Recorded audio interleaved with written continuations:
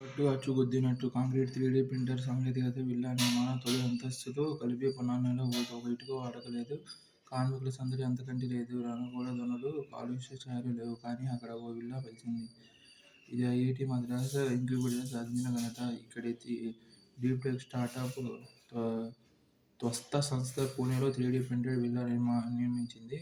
గోదరి properties కలిసి దేశంలోనే తొలి విల్లా పూర్తి చేసి ఘనత సొంతం చేసుకుంది. కాంక్రీట్ 3D ప్రింటర్ ఉపయోగించి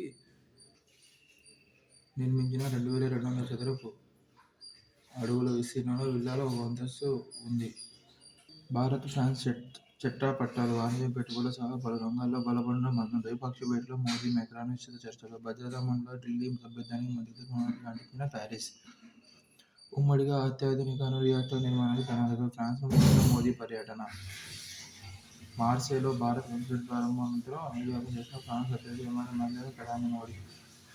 పేదల గూడుకు అండ. ఆదివాసీలకు ₹1,00,000, ఎస్టీలకు 75,000, ఎస్సీ, చేనేతలకు 50,000 చొప్పున మంజూరుకు నిర్ణయం.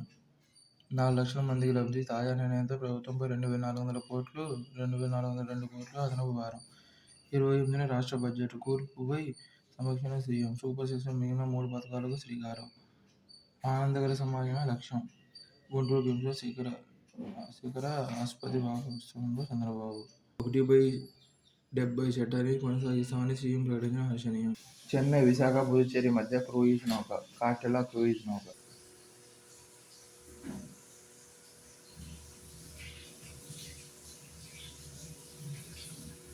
బ్రిటన్లో బ్లెచ్లీ పార్క్లో జరిగిన తొలి ఏఐ శిఖరాగ్ర సదస్సు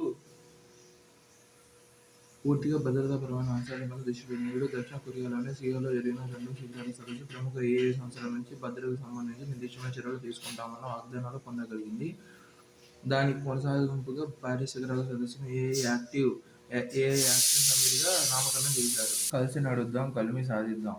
భారత ప్రధాని నరేంద్ర మోదీ, ఫ్రాన్స్ అధ్యక్షుడు మాక్రాన్ నిర్ణయం. పారిస్ నుంచి మార్సే సిటీకి వెళుతూ విమానంలో ద్వైపాక్షిక చర్చలు. 2026లో India, France year of innovation. ఉమ్మడిగా అణు రియాక్టర్ అభివృద్ధి. భారతీయ జవాన్లకు నివాళులు. సావర్కర్, మోదీ నివాళులు. ఇండియన్ కాన్సులేట్ ప్రారంభం. మా యువశక్తిపై పందెం కాయొచ్చు. అమెరికాకు పయనమైన మోదీ. ఉక్రెయిన్కు నాటో సభ్యత్వం అసాధ్యం. ఆ దేశం చర్చలో శాంతి ఒప్పందానికి సిద్ధపడాలి. రష్యా స్వాధీనమైన భూభాగం తిరిగి రాదు. అమెరికా రక్షణ మంత్రి ఎక్స్పై సంచలన వ్యాఖ్యలు. సిక్కు వ్యతిరేక అల్లర్ల కేసులో సజ్జన్ దోషి. మాజీ కాంగ్రెస్ ఎంపీ కేసులో తీర్పు చెప్పిన ఢిల్లీ కోర్టు. కనిష్టంగా జీవిత ఖైదు, గరిష్టంగా మరణశిక్ష పడే ఛాన్స్.